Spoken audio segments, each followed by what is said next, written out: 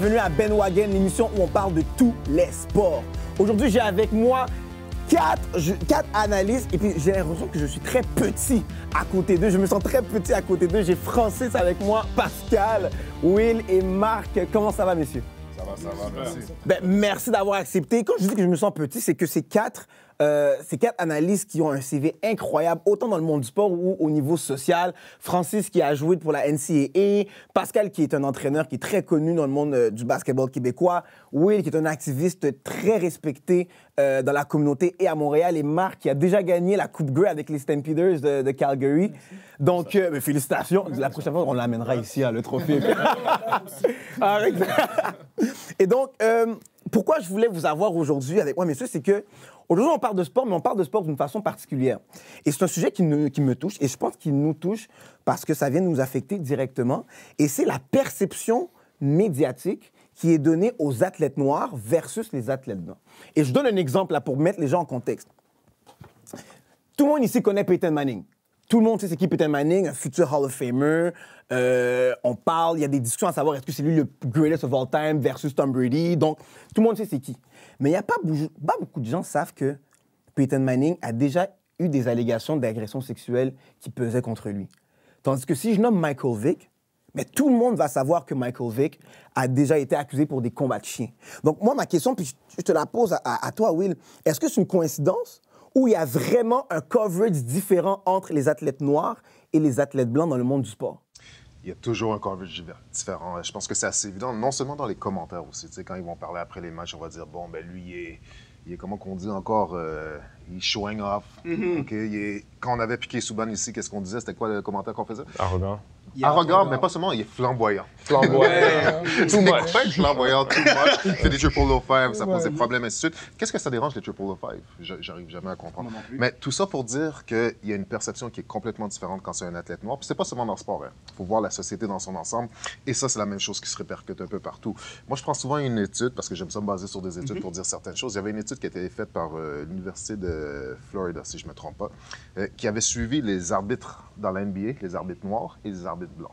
Okay. Et ils ont réalisé avec cette étude-là que les arbitres blancs donnaient plus de pénalités aux athlètes noirs en moyenne que les athlètes blancs. Donc, juste ça, on voit qu'il y a déjà un traitement qui est complètement différent par les arbitres à l'intérieur du sport. Du match. Maintenant, quand on regarde la couverture médiatique, mais là, on commence à exploser, là, on rentre complètement ailleurs. Et on voit que des gens comme Peyton Manning qui ont fait certains incidents, Michael Vick, comment il s'est fait rentrer par tout le monde pour des histoires de chiens. Moi, je ne suis pas d'accord avec ce qu'il a fait, on est d'accord avec ça. Mais tu as oublié quelqu'un, Colin Kaepernick. Colin Kaepernick, oui. C'est un bon point. Définitivement. Yeah. Ça, qu'est-ce qu'on fait avec Colin Kaepernick? C'est un joueur qui a juste protesté, qui a mis son genou à terre. Puis on dit, ça, c'est quoi l'amendement le plus fort pour les États-Unis? Ils disent the freedom of speech. C'est important. Mais quand un joueur, un athlète noir le fait, ça pose un problème. On n'a plus de liberté. Et surtout que quand on comprend qu'au début, il ne mettait pas encore son genou à terre comme Kaepernick, il était assis tout simplement. Puis c'est qu'après, il y a un militaire qui est allé le voir, qui a parlé avec lui pour savoir, qui l'a conseillé, regarde, nous, comment on respecte nos fallen comrades, c'est qu'on met un genou à terre. Fait que si tu le fais, nous, on va se sentir respecté. Et c'est pour ça qu'il le fait, mais on parle pas énormément de cette raison-là, puis on reste sur le fait que, oh, he's disrespecting the flag.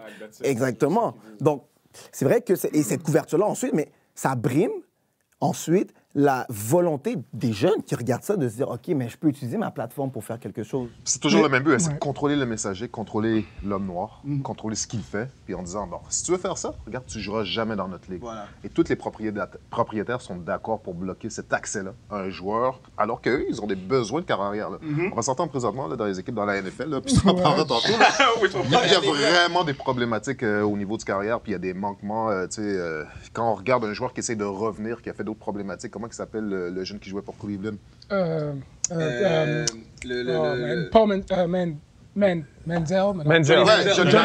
Johnny Football, sorry. On voit tous les scandales qu'il fait par rapport à la consommation, et ainsi de suite. Lui, c'est correct qu'on va le réinsérer. Ouais. Tu comprends? Il n'y a pas de problème. Lui, on va le pardonner. Mais pour quelqu'un comme une personne noire, et ainsi de suite, on ne pardonne pas. Et tu n'as pas le droit à l'erreur. Et ça, c'est un traitement différentiel qui est problématique, qui se répercute dans toute la société. Quand tu es une personne noire, tu vas aller devant le juge, tu vas avoir des jugements qui vont être plus sévères, tu vas aller devant les médias, et ainsi de suite. Donc, moi, je trouve... c'est clair, là. Ben, c'est clair pour nous aussi, notre inconscient, on n'arrive juste pas à le réaliser, tu sais. Ben, moi, je pense que ce qui arrive, c'est que il y a la perception surtout dans la communauté blanche américaine, du sud, des Midwest des États-Unis, c'est un privilège pour toi de jouer. C'est un privilège qu'on t'a donné.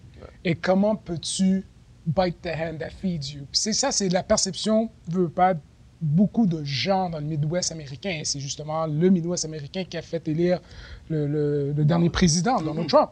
Alors, je pense que tout simplement dans les consciences des propriétaires et dans l'aspect démographique du football, on fait en sorte qu'ils ont fait un choix monétaire.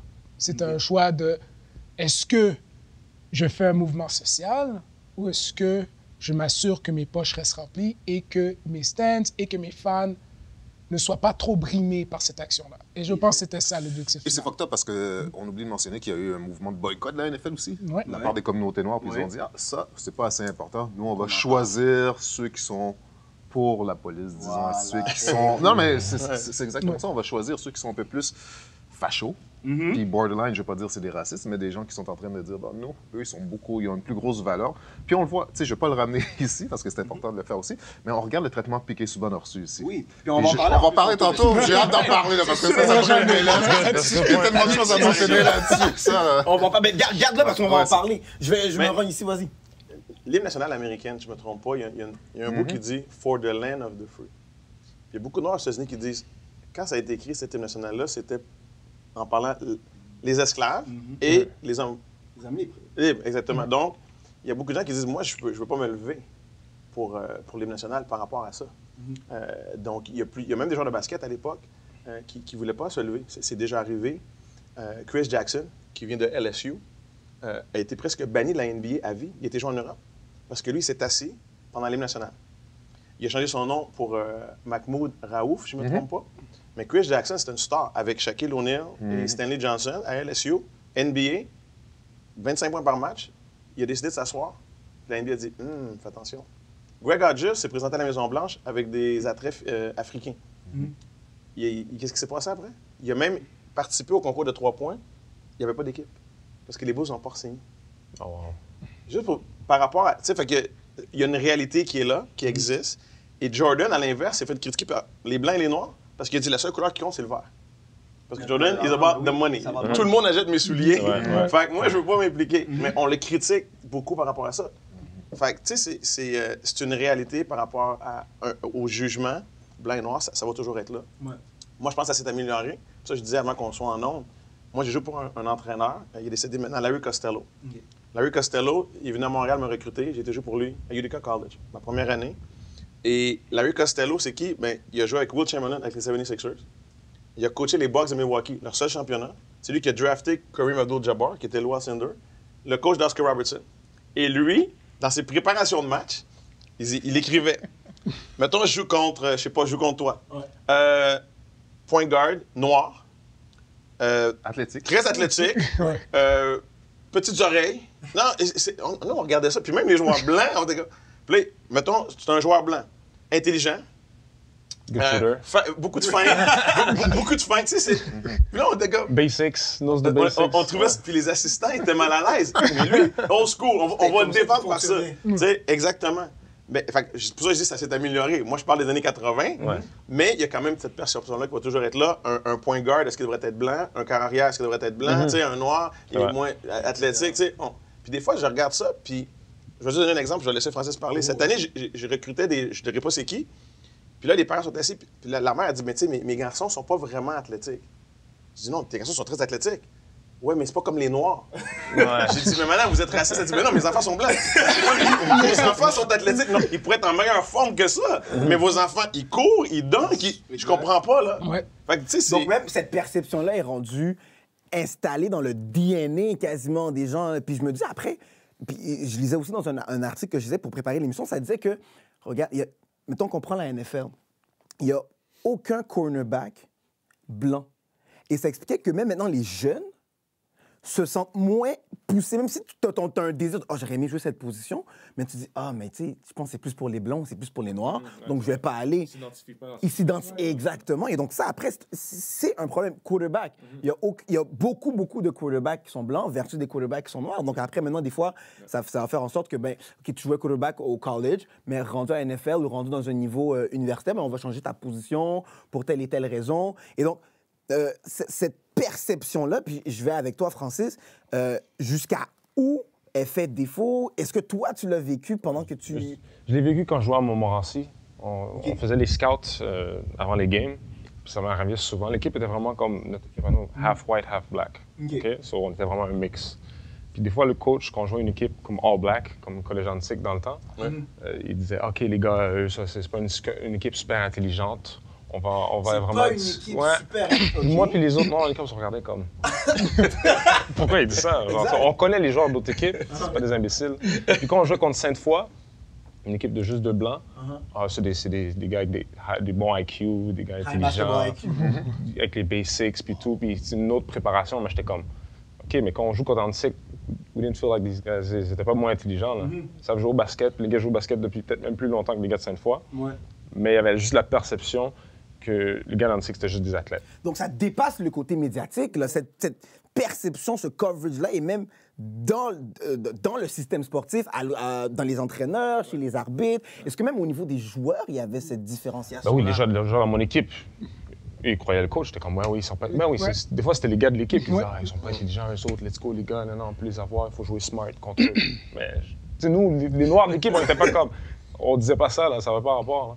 Mais comme, c'était vraiment ancré dans la mentalité de l'équipe. Puis moi, je te rajouterais, je coachais les filles dans une école, puis on était une équipe où il y avait juste des Noirs, des Arabes, puis il n'y avait pas une personne blanche dans l'équipe. Ça arrivait à cause de ça, je ne sais pas c'est quoi la raison qui a fait ça. Et quand on allait jouer des matchs contre des collèges privés et ainsi de suite, les joueuses de mon équipe se sentaient, il y avait un sentiment d'être inférieur à l'autre équipe. Parce que quand tu rentres dans le collège, tu vois que le gym est super beau. Tout est nice, tout est clean. Tu vois que tout est organisé. Quand tu vas dans notre école, je suis désolé, là, il y a la peinture sur les murs, il est en train de c'est pas la même chose. Mais non seulement ça, il fallait booster leur confiance pour s'assurer qu'elle soit présente durant le match. Mais après ça, les arbitres, dès qu'une faisait un petit geste, faute. Tout de suite, à chaque fois. Et ça, c'est la perception que je le dis, les arbitres influencent le match selon la couleur des joueuses et des joueurs. Et comme tu dis aussi, les coachs aussi vont avoir un impact par rapport à ça, parce que les coachs, la manière de l'équipe adverse, la manière qu'ils parlaient à mes joueuses, complètement inacceptable. Mais ils les traitaient comme si c'était des gens qui valaient rien à ses yeux. Puis quand tu voyais quand ils parlaient à ses joueuses, eux, c'était correct, eux, ils peuvent faire tous les gestes qu'ils voulaient. Mais quand c'était des joueuses de mon équipe, elles étaient vues comme étant une menace. Puis on pouvait leur gueuler après, leur crier après. Donc, pourquoi il y avait une différence de traitement? Il y a un travail qu'on doit faire en tant que société, mais ça serait... c'est vrai, mais je vais avec toi, oui, exactement, Marc, par rapport à... Dans la chambre des joueurs même, tu pouvais le ressentir? Oui, parce que très souvent, je peux mettre un exemple récent. J'ai coaché à l'Université Concordia, et puis, veux pas, on joue contre l'Université de Montréal, on joue contre l'Université de Laval, et on s'entend que la perception immédiate, sachant que Montréal ont gagné la Coupe Vanier, Laval, une équipe très, très forte. Juste la perception de l'athlète vis-à-vis une autre équipe, ou tout simplement la perception que cette équipe-là a gagné, mais déjà là, c'est une influence. Alors, si tu rajoutes en plus de ça l'aspect de race, et l'aspect ethnique, oui, exactement. c'est tout simplement un cycle vicieux qui continue, qui perdure. Alors, le coach, même des fois, le coach est obligé d'essayer de sortir. Comme toi, présentement, tu viens me dire, justement, tu essaies de sortir de cette mentalité-là. Tout simplement leur faire comprendre, you are not your thoughts, you are what you do. Exact. Le problème, c'est ça. Le problème, comme tu dis, la jeune, la mère de famille qui avait 2 enfants blancs, mais elle, c'est ses pensées qui ont fait en sorte que elle s'est dit ça. Elle s'est dit ça. Et je pense que de ses pensées, elle a pu influencer ces garçons. Et ces garçons, de cette manière-là, ont sûrement perdu leur confiance en eux. Puis ça les limite dans leur développement. Exactement. So, il faut d'une certaine manière qu'on brise ça. Mais comment on brise ça? C'est avec des coachs c'est pas présent facile. sur le La terrain. couverture Exact. médiatique aussi, des fois, il faut que ça change aussi. C'est Ouais. une question d'attitude, puis tu sais, j'aimerais ça Pascal t'entendre là-dessus, mais l'attitude du joueur ici au Québec comparativement à ceux aux États-Unis, le fait qu'ils sont cocky, puis qu'ils sont fiers, puis qu'ils sont aussi intenses que ça, ben, ça change complètement leur manière de jouer, tandis qu'ici, Ouais. à cause que tu sens que tu as cet impact-là chez certains joueurs, ben, ça change complètement leur manière d'être sur le terrain. Ça a un impact. Mais il ne faut pas Tu sais, oublier, ils prennent cette c'est ça. attitude-là pour se protéger eux-mêmes Mais- aussi. Exact, ouais. Ils n'ont pas le choix de faire en sorte que moi, il faut que j'aie confiance en moi. Moi, j'ai pas eu le choix de le faire non plus. Il faut que j'aie confiance en moi, il faut que j'aie confiance en mes moyens pour pouvoir me protéger de cet aspect-là Sur le terrain. sur le terrain. Tu sais, ce qui est drôle, j'ai des jeunes, parce que le programme à Tornade à Longueuil, on a des jeunes qui commencent à 5 ans, jusqu'à juvénile. Puis, dans les écoles, fait que j'ai des gens qui arrivent, mettons, 8-9 ans, puis costaud déjà, là, un noir qui arrive. Fait que là, lui, là, il arrive sur le terrain de basket, là, puis il fait bien attention. Là, je suis comme, qu'est-ce qui se passe? Il passe la journée à l'école à se faire dire, arrête, fais attention. Il marche dans le corridor, il accroche un kid, le kid tombe à terre, ah, il a voulu me frapper, tu sais. Puis le même kid blanc, ça sera pas là. Ben là, il faut qu'il s'exprime. Tu sais, Moi, je vais donner une anecdote. À l'époque, j'ai un ami qui jouait pour l'équipe nationale. Puis j'allais souvent à Toronto. Puis j'ai passé une semaine pendant le try-out pour les championnats mondiaux en 94. Steve Nash jouait pour l'équipe nationale. Puis Il fait beaucoup de name dropping. là... Mais ça, Il a le droit, il a le droit. I'll do the same thing. Puis, ce qui est drôle, c'est que il y a un athlète noir qui fait la même situation qu'un athlète blanc. Mais le commentaire de l'entraîneur, puis on s'est parlé des années après, puis il a dit, tu sais quoi, Pascal, t'avais raison, je suis pas un raciste, mais c'est... Ce que fait, écoute, là, t'es un bum. T'es un bum de la rue, là, puis ça paraît... Là, il essaie de prendre sa place dans l'équipe. Ouais. Il se traîne, tu sais. Ouais. Puis ça revient avec Piqué souvent. Oui, puis voilà. on en vient. On en vient. Parce que tu as parlé du vestiaire. Moi, tout ce qui est. Puis je suis pas un amateur, je suis pas un connaisseur de hockey. Mais mes amis qui sont connaisseurs de hockey, je dis, est-ce que le vestiaire va mieux cette année? Parce que tabarouette, les gars. Mais Vous on me parlez parle pas de hockey. Vous me parlez que ce gars-là a été échangé pour le vestiaire. Et on y va maintenant parce que. Ah ben, ça, je vais aller loin avec ça. Je vais aller loin. Parce que je voulais savoir, au début, je voulais qu'on aille en général, on a parlé NFL, un peu NBA, mais moi, après, je me dis, il y a des médias à Montréal, il y a une couverture médiatique à Montréal. Et cette perception-là, ce coverage-là, est-ce qu'il y a une différenciation entre les athlètes noirs et blancs, mais à Montréal? Parce qu'on prend Subban comme exemple. Subban, quand il y a eu la grosse négociation pour son contrat, qui a fait les manchettes, the highest paid player, est-ce qu'il le mérite, blablabla, juste avant qu'il a fait, whatever, est-ce qu'il le mérite, blablabla, 9 millions, ça a été incroyable. Carey Price a un contrat de 10 millions qui embarque l'année prochaine, il le mérite. Ah, il a travaillé fort. Ah, il a gagné le trophée Hart. Pas du tout, pas du tout. Donc, est-ce que, encore une fois, puis oui, parce que je sais que ça te pompe, on va y aller avec toi en premier, c'est une coïncidence ou c'est vraiment, non, c'est un cover différent, c'est un fléau qui se passe? Mais, Will, attends une seconde. Excuse-moi. Non, mais c'est... Didier Drogba, c'est ça que tu voulais dire? La conversion, Non, c'est la ma même question chose. à toi était, il y a combien de journalistes noirs qui écrivent à Montréal? Parce que on répond à ces questions-là, mais je pense que c'est important. Toast to that. Il y a combien de journalistes noirs qui J'ai fini écrivent? mon. J'en connais pas. T'en connais un? Mais C'est non. je Non, posais non, la tu question poses à la toi. question, c'est poser Moi, la le question, seul c'est qui répondre que me ça vient veut en tout tête, dire. là, sportif, c'est Andy Maillé-Pressoir. Ouais, mais Le journaliste écrit, dans la journaliste presse écrit, écrit, il y en a pas, tu comprends? Parce que Moi, je sinon- connais juste un reporter, Didier Orméjus, puis c'est ça. C'est tout au niveau de la au niveau du football. En Au plus. football, en Voilà. plus, ça. C'est ça. Et au hockey, il n'y a absolument personne au hockey. Et ça, c'est problématique. Puis tu vois la différence. Non seulement ça, tu sais, on parle de Piqué Subban, mais on lui donne le contrat, pas de conférence de presse. Tu viens de signer le plus gros contrat dans l'histoire de ton équipe du Canadien et t'es pas foutu de faire une conférence de presse. Pour ce joueur-là, parce qu'il représente quoi? Parce qu'on lui a donné un contrat, mais ça nous fait chier de donner ce contrat-là à une personne noire. On veut pas lui donner, on veut pas lui octroyer, tu sais. Puis moi, il y a une chose que j'aimerais ressortir par rapport à Piqué Subban, parce que tu l'as mentionné aussi par rapport au vestiaire. Mais si on regarde quand il était ici, il a fait la donation de 10 millions de dollars, OK, pour l'hôpital pour enfants. Et il y a un prix qu'on donne dans la NHL pour ceux qui sont plus impliqués au communautaire, OK? Les équipes votent pour un joueur pour donner ce prix-là, qui est le prix Clancy, si Ouais, je me le trompe pas. King de ça. Clancy. King Clancy, OK? Et cette année-là, l'équipe de Piqué Subban n'a pas voté pour Piqué Subban pour ce prix-là, malgré toutes les actions dans le communautaire. Ça, c'est la seule chose qu'on ne pouvait pas lui retirer. Il était super impliqué, il était là, il a joué dans la rue avec les gens, il a donné 10 millions de dollars. Tu l'appelais, il allait être là pour les différents événements. Et l'équipe a décidé même de ne pas voter pour Piqué Subban. Fait que le racisme qui est à l'intérieur de l'équipe, il faut s'en parler aussi. Ils ont dit, on va prendre un autre gars qui est impliqué un peu plus. Puis je pense que c'était Pacioretty que vous avez eu cette année-là. Exactement. Donc, ils l'ont donné à Pacioretty. Qu'est-ce que Pacioretty a fait dans la communauté? Qui peut le nommer ici? Là? Il n'y a pas de 10 qu'il a fait. millions à n'importe quoi. La dernière fois qu'il y a eu une donation, ça a été Jonathan Drouin qui a donné un nombre, en tout cas, c'était pas 10 millions du tout. Puis c'est quand il avait signé. Puis la différence, c'est que quand Subban, en plus, a fait cette annonce-là de donner le 10 millions, quel joueur de l'équipe était avec lui? Personne. Quand Jonathan Drouin a fait l'annonce, il y avait Pacioretty en tant que capitaine, Marc Bergevin avec lui. Donc, Puis il était plus gros que l'équipe. Puis là, quand tu regardes la différence dans le vestiaire, on voit que Piquet Subban, maintenant qu'il est rendu à Nashville, mais là, il vient d'être nommé pour ça. pour le King Clancy, oui. Et voilà. Et Ouais, pourquoi mais il y a une c'est- différence entre les deux vestiaires? Ouais.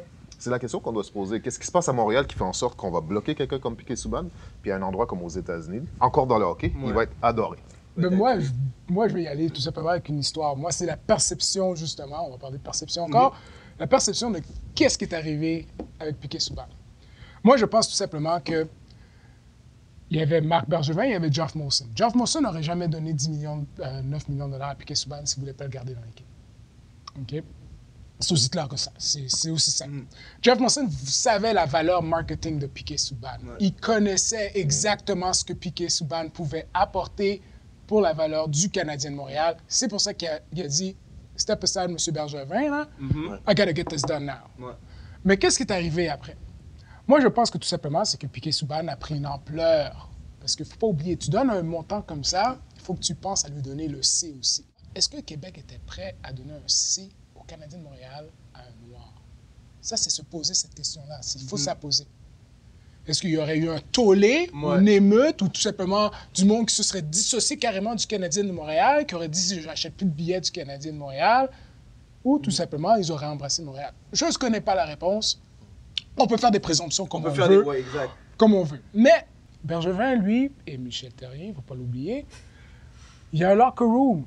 Tu as des Pacioretty, tu as du monde qui sont dans un traditionnalisme du hockey où est-ce que c'est austère lorsque tu rentres dans le hockey.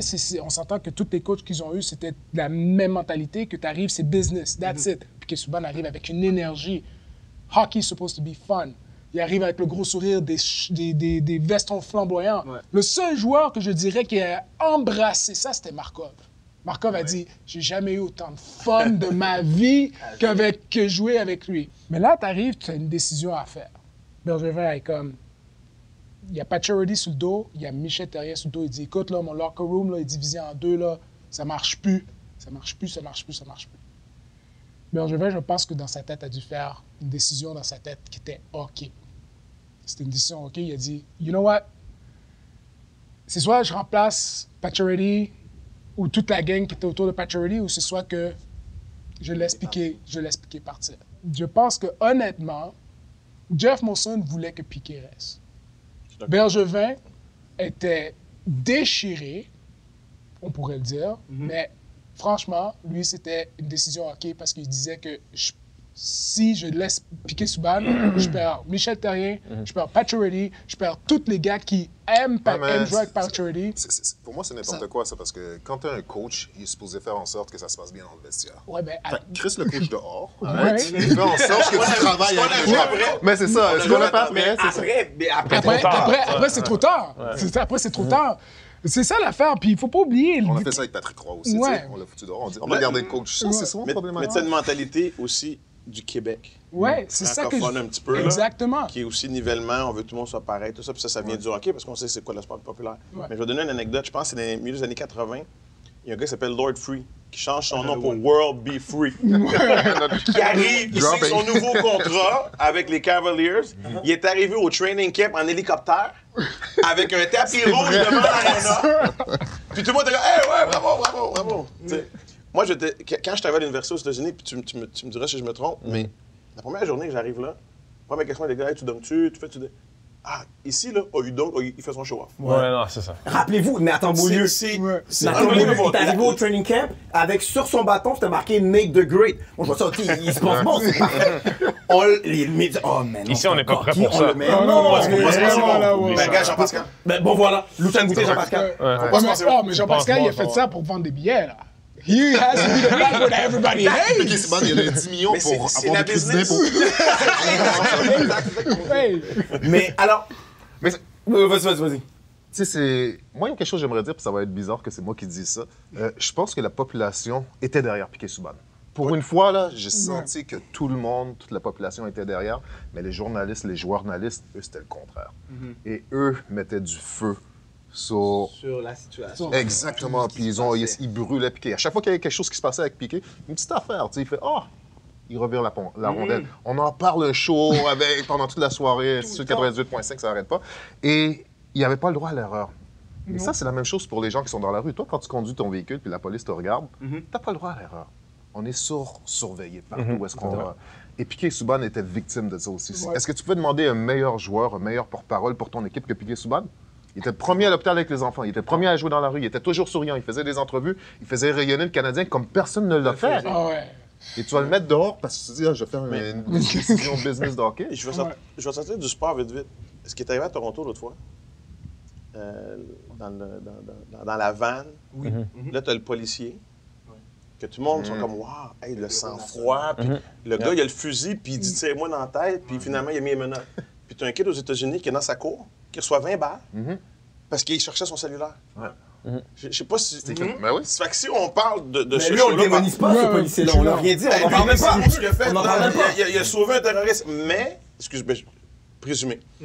Mais mon point dans ça, c'est que quand on parle en 2018 de perception, tu regardes à Toronto ce qu'ils ont fait avec ce gars-là, où on a attendu, puis le kid est chez lui, il y a quelqu'un qui appelle, il reçoit 20 balles. Il se fait tuer 20 balles, un jeune, parce qu'il allait chercher son cellulaire. Dans un cours, hein? Ouais, dans sa cour. Chez lui. Fait que, j'espère que ça va changer éventuellement, mais il y a des choses qui ont amélioré, il y a des choses qui ont changé. Mais qu'est-ce que tu essaies de dire? Tu essaies de dire pourquoi il n'a pas tiré à Toronto? Ça, je comprends. Oui, Mais c'est dis-moi- ça. Mais t'es les États-Unis. C'est ça. Non, mais À cause de la couleur de peau du gars, c'est ça que tu veux dire? c'est deux pays comme Tu sais, OK, c'était il y a 2 jours. Oui, mais c'est deux pays complètement différents. 2 pays différents, des mentalités. Mais est-ce que Attention, c'est non, vraiment je vais pas différent? entendre ça, c'est ça. Pierre Coriolan, qui est dans son couloir, il y a une vidéo, si vous allez chercher sur Internet, qui est à genoux. On le tire dans son chest, ici à Montréal, parce que c'est un homme noir. Ouais. Il y a même, j'ai oublié Yatine, ou j'ai oublié son nom, à Toronto, qui est dans l'autobus, qu'on va le tirer, il n'y a aucune arme ou quoi que ce soit, puis c'est le policier de Toronto qui lui tire dessus. Faisons attention, s'il vous plaît. On a un discours. Regardons Alain Magloire aussi. mais c'est même ça, mentalité par Non, là. mais il y a des choses ici, c'est parce qu'on oublie tout souvent qu'est-ce qui se passe ici. Tu regardes Freddy Ouais. Villanueva qui se fait tuer aussi, tu sais. Ouais. Il y avait Si, aucune arme. si il y le avait rien chauffeur du à tout. Toronto était noir. Ah, ça, c'est la question. ça, Pour ça, je voulais savoir qu'est-ce que tu voulais dire. Mais moi, je vais te... Si le chauffeur à Toronto était noir, la vidéo a duré 2 secondes. Ouais, c'est ça, exact. 3 balles. C'est une réalité, puis souvent, on a peur. C'est malheureux, mais c'est comme ça. Et tant mieux que le policier a bien travaillé. Excuse-moi. Ouais. Eh ben, après, on va s'assurer, on va regarder le policier, on va regarder son travail, on va aduler son travail. Mais quand un policier blanc fait mal son travail, on va prendre du temps avant de le démoniser. Mais on sait tout ça maintenant, on a accepté qu'il y a une problématique. Par contre, et c'est que cette problématique-là, si elle continue comme ça, elle peut brimer le développement de nos jeunes. Donc, maintenant, moi, je veux... C'est long, ça, c'est important. Exact. Non, mais c'est... Parce que moi, c'est là que je veux venir. Je veux savoir, maintenant, les jeunes nous regardent. Puis le Ben Wagon Show, pourquoi aussi je voulais qu'on parte de cette émission-là, c'est que je veux que nos athlètes jeunes, surtout au Québec, à Montréal, puissent avoir une plateforme où on les encourage à se développer. Puis je veux qu'on permette je veux qu'on facilite le développement de nos athlètes. Donc, je vais avec toi, Will. je suis content que tu mentionnes ça parce que 2 choses, OK? On est supposé gagner, le Canadien a dit, nous, on va gagner l'échange les 2 premières années. Ouais. Subban et Norris, là. C'est juste ça que je veux dire, OK? Ça, c'est la première chose. OK? Maintenant, la plus grosse problématique que je trouve dans l'échange de Piqué et Subban, OK, c'est que lui faisait en sorte que les petits culs, les petits jeunes ici au Québec, voulaient jouer au hockey. Moi, j'ai jamais vu des joueurs d'autant de couleurs vouloir participer à ce sport-là. Partout à travers le Québec, qu'ils soient blancs, noirs, jaunes, name it, ils voulaient jouer au hockey. Ici, à chaque fois, on se plaint, à chaque repêchage, on dit « Ah, il n'y a pas assez de joueurs québécois. » Mais tu avais un joueur qui était en train de driver des jeunes joueurs pour jouer au hockey et tu l'as crissé dehors. Fait que arrête de nous dire à chaque repêchage « Ah, il n'y a pas assez de joueurs manque québécois. des parce que Québécois. tu l'avais, ton joueur qui amenait des joueurs québécois. Juste Dans pour la ajouter NHL. sur ça, là, un gars qui est super content présentement, là, Gary Bettman. Gary, Mais oui, parce que lui, il veut que ça Il a soit sauvé aux une États-Unis. ville. présentement, là, tous les sports professionnels savent très bien que, oui, il y a du monde qui achète des billets, puis il y a du monde qui achète le paraphernalia, les jerseys, les chandails, qui regardent des matchs, puis qui remplit le stade lorsque le monde ne peut pas y aller. C'est les ethnies. Piqué Subban amène le côté ethnie à la NHL. Une exposure que Gary Bettman... Gary Bettman, là, lorsque Piqué Subban est parti du Canadien de Montréal puis est descendu aux États-Unis, là, He was happy. oh, man, grin on his face! Grin on my Il était face! très content. I'm like, oh, I'm gonna Parce que là, secure the maintenant- NHL now! Maintenant, t'as un Subban En plus, il va dans des shows de Trevor Noah, il va dans des daily shows. Puis t'avais aucun joueur de la NHL avant, là. Il embrace aux États-Unis. Et il est très embrace. Même à Philadelphie, le joueur, tout le monde parle de Claude Giroux, on parle de Claude Giroux. Même à Montréal, on parle souvent de Claude Giroux et tout. Sauf qu'on parle pas de tout qu'est-ce que Wayne Simmons fait pour Philadelphie. Puis il a été nommé pour le King Clancy dans son équipe. Donc, puis c'est un noir, Wayne. Donc t'as deux noirs qui sont... Donc c'est un gros problème au niveau de cette couverture médiatique. Puis je vais aller avec toi, Francis. Qu'est-ce qu'on fait? Qu'est-ce qu'on peut dire à nos jeunes pour les aider, pour, pas abandonner d'être dans leur sport, pas abandonner le rêve d'aller dans un monde professionnel, puis comment se préparer à ça? Parce que c'est une réalité, de pas l'enlever de vue, mais comment ils se préparent à cette réalité-là? C'est vraiment de follow les bons exemples que tu as dans les athlètes professionnels qu'on a aujourd'hui. Okay. C'est sûr que, tu sais, des fois, le média va toujours, pas toujours, éventuellement, it's going to change, mais il y a toujours encore une perception du noir dans les médias. But focus on the good examples, you know? LeBron James, Kobe Bryant, like, take out the raping part, but after that... Non, mais c'est sérieusement, Kobe Bryant, on the court, professional, aujourd'hui businessman, you know, that's the good part of it, you know? Rondo. Hier, j'ai regardé la game. Il parle de Rondo as a super intelligent player, a coach on the court, all that stuff, you know? To me, it's good. You know, en tant que jeune joueur noir, que des fois, ton coach dit, les jeunes joueurs, il donne une perception que les joueurs blancs sont plus intelligents que les noirs, mais là, tu écoutes des games, puis il parle d'un point guard noir qui est the smartest guy on the court, plus intelligent que tout le monde. So that's good. You know, keep that going. Puis ça va faire en sorte que les jeunes noirs vont juste avoir différentes perspectives de eux-mêmes quand ils vont grandir. Puis quand tu as une différente perspective de toi-même, ben, ça affecte la manière que tu joues, ça affecte ta confiance. Puis ça change énormément. Ouais. Mais tu sais, au basket, ce que j'aime, cette année, il y a Players Only. Ils ont mis les journalistes dehors. C'est Chris Webber, Greg Anthony, Shaquille O'Neal, ils checkent la game, puis OK. Hey, ça, c'est intelligent. Fait que, quand je te disais, il y a combien de journalistes noirs à Montréal? Il y a combien de journalistes noirs qui vont... Fait que ça, pour moi, c'est important, ce point-là. Mais moi, je vais aller... Si on parle du Québec, ton show, Francis, là, Charlemagne, Montmorency, 3 ans, SATs... de basket, spoiler, Francis, est là, on va en parler de ce que tu as fait. Mais SATs, lui, c'est un modèle pour les jeunes. Quand je parle à mes gars au cégep, je parle pas de LeBron James. Je parle de lui. Il est venu des fois au cégep Edouard Montpetit. Je disais, hey, j'ai un gars de Charlemagne qui a joué une à Richmond. Là. Je parle de Cash, il y a Will Boyer qui quitte Brébeuf, qui s'en va jouer une CA. Nathan Caillot. Nathan Caillot, qui est un gars, il a joué à Lucien Pagé. Il était à Brébeuf, il était à Richmond Full Scholarship NCA. Ça, il faut que les jeunes ici le voient. Bon, vu qu'on n'a pas de journaliste noir, on a besoin de ton show. Ouais. OK? On a besoin... Puis là, je vais aller plus loin que ça. T'aimes ça, le name dropping? Non, c'est... Une de mes ex. We're going there! Marlène Aflac.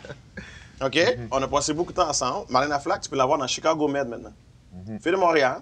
On est ensemble pendant plusieurs années. La première fois qu'on est ensemble, elle dit, qu'est-ce qu'on fait? Parce qu'il n'y a rien pour les Noirs. Il faut créer nous autres mêmes. That's right. Il faut créer nous autres mêmes. Ouais, c'est vrai. Fait que là, on était voir, OK, qui? Malik Shahid. Ah, Malik, il travaille avec Musique Plus. Malik, on peut-tu avoir une audition pour Marlène? Tu sais, on a travaillé pour ces choses-là. Elle a bossé fort, là. Puis elle a réussi. Elle est partie aux États-Unis, elle a fait des... Là, elle est dans un show, elle habite à Malibu. On était à Montréal-Nord, puis on parlait de ça un jour. Puis là, je vois ce qu'elle est rendue maintenant, je suis vraiment content pour elle. Mais elle, ça, c'est sur des gens, ce sont des exemples pour nos jeunes. J'adore LeBron James. LeBron James, ce qu'il a fait, c'est qu'il a démontré aux athlètes professionnels que tu n'appartiens pas aux équipes. Hey, on donne un contrat de 5 ans. Oui, monsieur, je signe le contrat de 5 ans. Excuse-moi de parler comme ça, là, mais c'est... Oui, merci. LeBron a dit non, je prends 2 ans, une année d'option. Puis la deuxième année, c'est mon option. Attends, là, qu'est-ce qui se passe? Pat Riley, là, il est en tabarouette. Là, il a écrit un livre pour dire, OK, je pense que je comprends ce que LeBron a fait. Non, t'es fâché. Parce que LeBron, là, quand Pat Riley est arrivé à Las Vegas, il était assis puis il jouait au PlayStation. Avec ses kids. Puis il a dit, ouais, vas-y, je t'écoute, Pat. Fait que là, c'est Pat Riley. Puis LeBron, il a dit, gars, moi, je suis un joueur de basket. Je te donne le respect que je te donne, mais tu m'as-tu donné mon respect à moi quand je faisais faire des choses? Fait que ce que moi, j'adore le plus de LeBron James dans tout ce qu'il a fait au basket, c'est qu'il y a les athlètes comme Kevin Durant qui a décidé, ben moi, je veux m'en aller là. Il a le droit de le faire. On peut le critiquer ou non, là.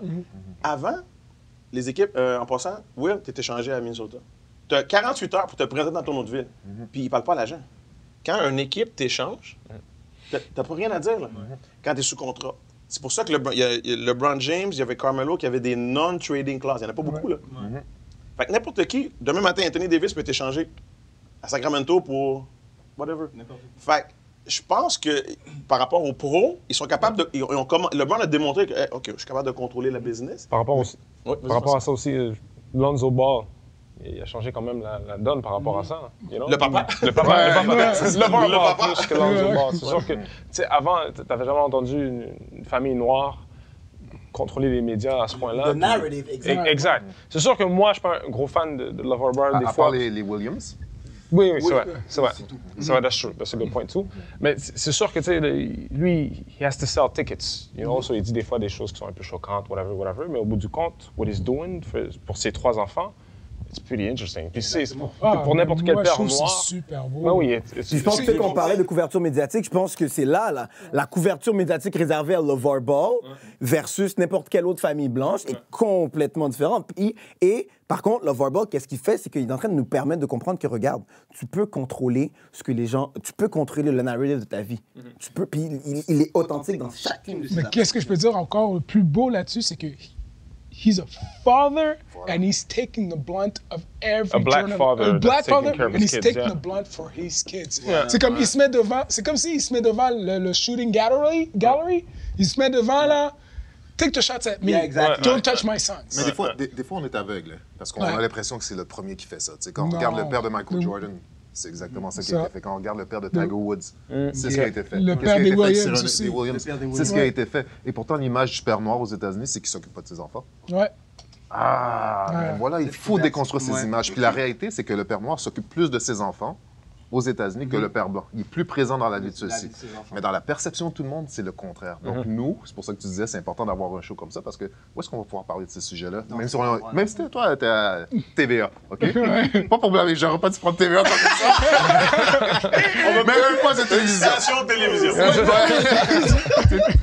Toi, si t'es dans une station de télévision ici au Québec, on n'aura pas ces discussions-là. Puis ces discussions-là sont importantes pour tout le monde, pour qu'ils puissent voir ce qu'on est capable d'accomplir. Parce que toi, tu le mensonnais, tu sais, c'est pas important de parler de seulement LeBron James. C'est important d'avoir, tu l'avais dit dans le documentaire que j'avais fait, puis tu as participé. Dropping name. Pense-là, je mets dans le documentaire. Non, mais tu l'as dit, c'est important que les jeunes puissent voir, hey, lui, il a réussi dans la vie dans autre chose que le basketball. Parce que la réalité, à la fin de la journée, c'est que tu vas probablement pas réussir dans ton sport. Mais c'est une occasion de réussir dans d'autres choses qui sont beaucoup plus importantes dans ta vie professionnelle. C'est que le développement, toute l'intensité que tu vas donner à te développer dans ton sport, tu peux après transférer ça dans une autre passion, dans d'autres endroits. Puis je crois que c'est vrai que c'est une super bonne idée. Je crois qu'il faut mentionner à nos jeunes, puis c'est important qu'on parle de Francis, qu'on parle de Thierry, tout qu'est-ce que ces joueurs-là ont fait, qu'on continue. Il y a des Anthony Duclair à Montréal qui joue maintenant à Chicago. C'est un gars de Montréal, de Pointe-Claire. Il faut parler d'eux, il faut que nos jeunes sachent que c'est possible de te rendre loin, même si tu viens d'ici, même si tu es à Montréal, tu es un gars de Montréal, tu peux te rendre loin. Il y a des gars de Montréal qui l'ont fait. On parle pas d'eux, mais moi, je vais t'en parler. Ils peuvent réussir, puis il faut promouvoir nos athlètes de notre communauté. Puis je pense que de cette façon-là, même, il y a un changement qui va pouvoir être fait. Ça va être long, ça va être très long, mais je pense, puis j'aimerais finir ce show-là sur cette citation-là, qu'à un moment donné, j'étais allé voir une conférence des artistes congolais. Un artiste des artistes de théâtre congolais qui ils avaient fait une création théâtrale sur la violence faite aux femmes au Congo. Et à un moment donné, pendant la conférence, quelqu'un posait comme question, mais est-ce que vous pensez que votre pièce va vraiment changer quelque chose? Et un des artistes a dit, moi je crois que oui, parce que tant qu'il y a de l'espoir, il y a de la vie, et quand il n'y a plus d'espoir, il n'y a plus de vie.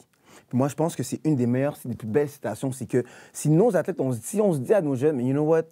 You're black, so tu vas mal être traité dans ton sport, you should pursue something else, on limite leur développement. Fait que moi, j'aime dire aux athlètes noirs, j'aime dire à mes jeunes noirs, guys, ça va être difficile, mais tu peux le faire parce que at the end of the day, c'est toi que tu développes en tant que meilleur humain quand tu continues à faire tout ce que tu souhaites faire. So, merci messieurs d'avoir participé à cette émission et on n'oublie pas, on veut aussi avoir vos commentaires. Qu'est-ce que vous pensez de tout ce qui a été dit? Il y a eu beaucoup d'informations. Donnez-nous vos expériences. Si vous avez des témoignages, des choses que vous avez vécues, laissez-les dans les commentaires. On like notre page Facebook et surtout, on s'abonne à notre chaîne YouTube et on embarque dans le bandwagon. On embarque dans le bandwagon et comment on le fait? C'est très simple. Premièrement, likez notre page Facebook, Instagram, le Bandwagon Show. Commentez sur les vidéos, on veut avoir votre opinion. Est-ce que vous êtes d'accord ou non avec nos analystes? Commentez les vidéos, partagez les vidéos, mais surtout, abonnez-vous à notre chaîne YouTube, le Ben Wagon Show. On embarque dans le Ben Wagon.